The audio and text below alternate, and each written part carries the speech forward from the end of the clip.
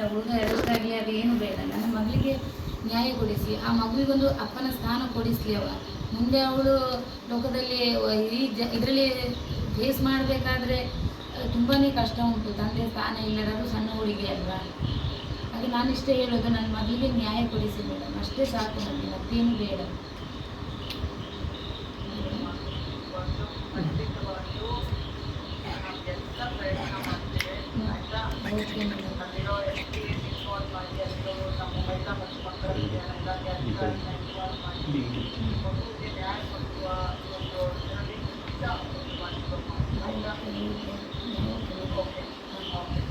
Madam, what will you do, madam? I just wanted to know. You will call to the SP?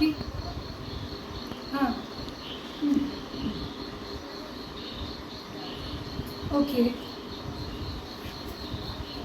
You are Mangalore, madam. Okay. Okay, madam.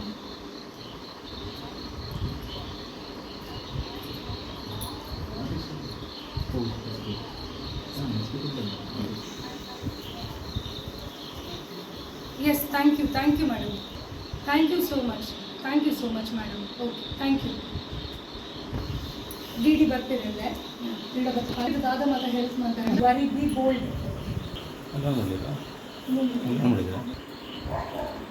ಯಾಕೆ ಬಂದ್ರೆ ನಿಮ್ಗೆ ಧೈರ್ಯ ಕೊಡಿಸ್ತಾರೆ.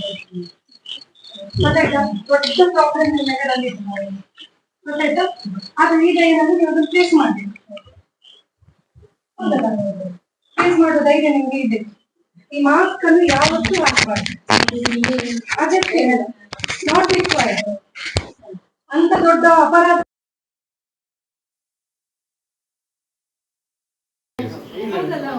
ಈಗ ಬೇರೆ ಜಾತಿ ಅದು ಇದು ಇದರಲ್ಲಿ ಇಂಪಾರ್ಟೆಂಟ್ ಅಲ್ಲ ಲೈಫಲ್ಲಿ.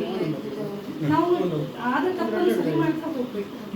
ಬಟ್ ನಿಮಗೆ ನಾನು ಹೇಳ್ತಾ ಇದ್ದೀನಿ, ನಿಜ ಹೇಳ್ತೇನೆ, ಎನಿಥಿಂಗ್ ಕ್ರಿಯೇಟ್ ಆಗಿದೆ. ನನಗೆ ಗೊತ್ತಾಯ್ತಲ್ಲ, ವೀದಲ್ಲಿ ಏನೆಲ್ಲ ಮಾತಾಡಿದ್ರು, ನೀವು ನಾಗಲಕ್ಷ್ಮಿ ಹತ್ರ ಮಾತಾಡಿ, ಅವರು ಮಹಿಳಾ ಆಯೋಗದ ಅಧ್ಯಕ್ಷರು, ಅವ್ರು ಹೇಳಿದ್ದಾರೆ ನಿಮ್ಮ ಹತ್ರ ಮಾತಾಡ್ತಾರೆ ಅಂತ ಹೇಳಿ.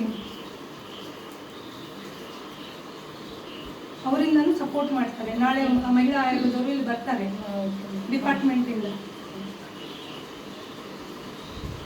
ಫಾರ್ವರ್ಡ್ ಆಗಿ ಮುಂಜಿ ಪ್ರೆಸ್ ಮೀಟ್ 7:30ಗೆ.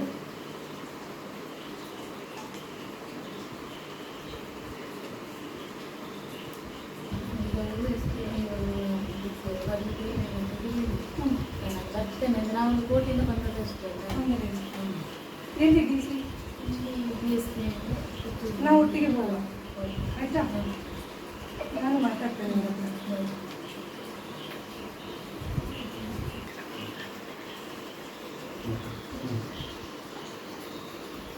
ನಿಜಕ್ಕೂ ಫೋನ್ ಮಾಡಿದ್ರೆ ಇದಕ್ಕೆ ಪ್ರಯೋಜನ ಇಲ್ಲ.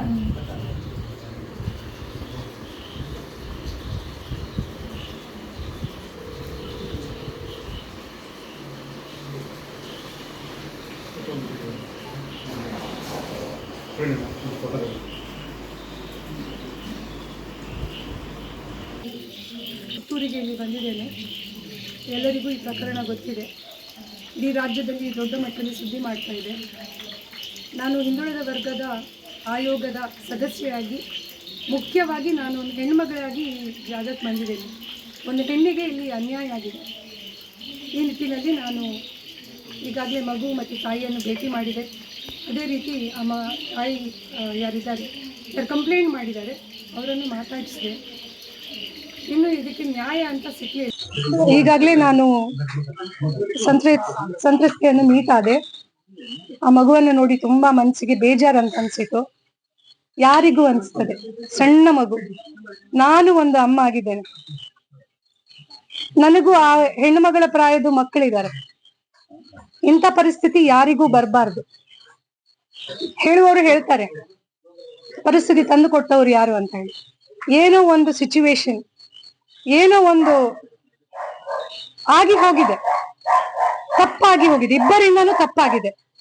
ಇದು ಸರಿ ಆಗ್ಬೇಕು ಅಂತಾದ್ರೆ ಮದುವೆ ಆಗ್ಬೇಕು. ಅದು ಒಂದೇ ಸೊಲ್ಯೂಷನ್. ಇದಕ್ಕೆ ಸೊಲ್ಯೂಷನ್ ತುಂಬಾ ಸಿಂಪಲ್ ಆಗಿದೆ.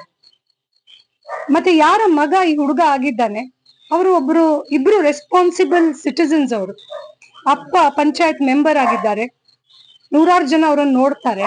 ಅಮ್ಮ ಸ್ಕೂಲಲ್ಲಿ ಟೀಚರ್ ಆಗಿದ್ದವರು, ಸಾವಿರಾರು ಮಕ್ಕಳ ಭವಿಷ್ಯವನ್ನು ರೂಪಿಸಿದ್ದಾರೆ. ಹಾಗಿರುವಾಗ ಗಲಾಟೆ, ಜಗಳ, ಕೇಸು, ಕೋರ್ಟು ಯಾವುದೂ ಬೇಡ. ನೀವು ದಯವಿಟ್ಟು ಬಂದು ಸಂಧಾನ ಮಾಡಿ ಈ ಹುಡುಗಿ ಮತ್ತೆ ಆ ಮಗುವನ್ನು ಕರ್ಕೊಂಡು ಹೋಗಿ ಮದ್ವೆ ಮಾಡಿಸಿ ಅಂತ ಹೇಳಿ ನಾನು ಈ ಸಂದರ್ಭದಲ್ಲಿ ಹೇಳಲಿಕ್ಕೆ ಇಚ್ಛಿಸ್ತೇನೆ. ಕಾನೂನಲ್ಲಿ ಹೆಣ್ಣು ಮಕ್ಕಳಿಗೆ ಬೇಕಾದಷ್ಟು ಸವಲತ್ತುಗಳಿದೆ. ಅದಲ್ಲದೆ ಇವರು ಒಂದು ಸಣ್ಣ ಸಮುದಾಯದಿಂದ ಬಂದವರು. ಈ ಸಮುದಾಯಕ್ಕೆ ಪ್ರತಿ ಒಂದು ಹಿಂದುಳಿದ ವರ್ಗದ ಎಷ್ಟು ಜನ ಸೇರ್ತೀರಾ ಎಲ್ಲರೂ ಬೆಂಬಲ ಸೂಚಿಸಬೇಕು. ಇದು ಅಗತ್ಯ ಇದೆ. ಮತ್ತೆ ಈಗಾಗ್ಲೇ ನಾನು ಮಹಿಳಾ ಆಯೋಗದ ಹತ್ರನೂ ಮಾತಾಡಿದ್ದೇನೆ. ಈಗಾಗ್ಲೇ ಅವರು ಏನೆಲ್ಲ ಲೀಗಲ್ ಪ್ರೊಸೀಜರ್ಸ್ ಮಾಡ್ಲಿಕ್ಕಿದೆ ಅದನ್ನೆಲ್ಲ ಮಾಡ್ತೇನೆ ಅಂತ ಹೇಳ್ಕೊಂಡಿದ್ದಾರೆ. ಈಗ SP ಅವರನ್ನು ಭೇಟಿ ಆಗ್ತೇನೆ.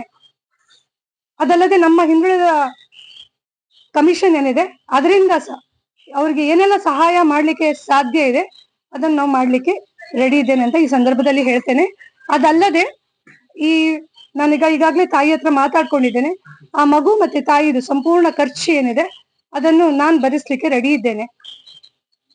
ನಮ್ಮ ಹೋರಾಟ ಇನ್ನು ಮುಂದಕ್ಕೂ ನಡೀತದೆ. ಯಾಕೆಂದ್ರೆ ಈ ಮಗಳು ಅವಳ ಮನೆ ಸೇರ್ಬೇಕು, ಆ ಮಗುವಿಗೆ ಒಂದು ಅಪ್ಪ ಸಿಗ್ಬೇಕು ಅಂತ ಈ ಸಂದರ್ಭದಲ್ಲಿ ಹೇಳ್ತೇನೆ. ಈ ಪ್ರಕರಣ ಬೆಳಕಿಗೆ ಬರೋ ಮುಂಚೆನೇ ಅಶೋಕರವರು ಸಂಧಾನಕ್ಕೆ ಬರ್ತಾರೆ. ಇದರ ಅರ್ಥ ಏನು? ಫಸ್ಟಿಗೆ ಅವರೊಂದು ಸಂಧಾನಕ್ಕೆ ಬಂದಿದ್ರು ಅಂತ ಹೇಳಿ ನನಗೆ ಗಮನಕ್ಕೆ ಬಂತು. ಬಟ್ ಆವಾಗ ಅವರು ಒಪ್ಕೊಂಡಿದ್ರಂತೆ ಮದ್ವೆ ಮಾಡಿಸ್ತೀವಿ ಅಂತ ಹೇಳಿ. ಆ ಹುಡುಗನಿಗೆ 21 ವರ್ಷ ಆಗ್ಬೇಕು ಅಂತ ಹೇಳಿದ್ದಾರೆ ಅವರು. 21 ವರ್ಷ ಆದ ಕೂಡಲೇ ಅವ್ರೀಗ ತಿರ್ಗೇಟ್ ಬೀಳಿದ್ದಾರೆ, ನಾವು ಮದ್ವೆ ಮಾಡಿಸಿ ಕೊಡುದಿಲ್ಲ ಅಂತ ಹೇಳಿ. ಮತ್ತೆ ಬೇರೆ ಬೇರೆ ರೀತಿಯ ಆಮಿಷಗಳನ್ನೆಲ್ಲ ಕೊಟ್ಟಿದಾರಂತೆ. ಮಗುವನ್ನ ಅಬೋರ್ಷನ್ ಮಾಡಿಸಿ ಅಂತ, ನಿಮ್ಗೆ ಇಷ್ಟು ದುಡ್ಡು ಕೊಡ್ತೀವಿ ಅಂತ ಹೇಳಿ. ಎಲ್ಲದು ದುಡ್ಡಿಂದ ಆಗೋದಿಲ್ಲ. ಕಾನೂನು ಅನ್ನೋದೊಂದಿದೆ, ಮೇಲೆ ದೇವರಂತ ಒಬ್ಬ ಇರ್ತಾನೆ. ಅಟ್ಲೀಸ್ಟ್ ಅದಕ್ಕಾದ್ರೂ ನೀವು ಹೆದರಿ ಅಂತ ನಾನು ಈ ಸಂದರ್ಭದಲ್ಲಿ ಹೇಳ್ತೇನೆ. ಈಗ ಕಾಂಗ್ರೆಸ್ ಸರ್ಕಾರನೇ ಇದೆ, ಆರೋಪಿ ಕೃಷ್ಣನ ಹಿಡಿಯಕ್ಕೆ ಸಾಧ್ಯತೆ ಇಲ್ಲ, ಏನ್ ಹೇಳ್ತೀನಿ? 1 minute, I can't talk about the political party. ಈಗಲೇ ಹೋಗಿ ಭೇಟಿ ಮಾಡ್ತೀನಿ. ಈಗ SP ಅವರನ್ನು ಹೋಗಿ ನಾನು ಭೇಟಿ ಮಾಡ್ತೀನಿ. Thank you.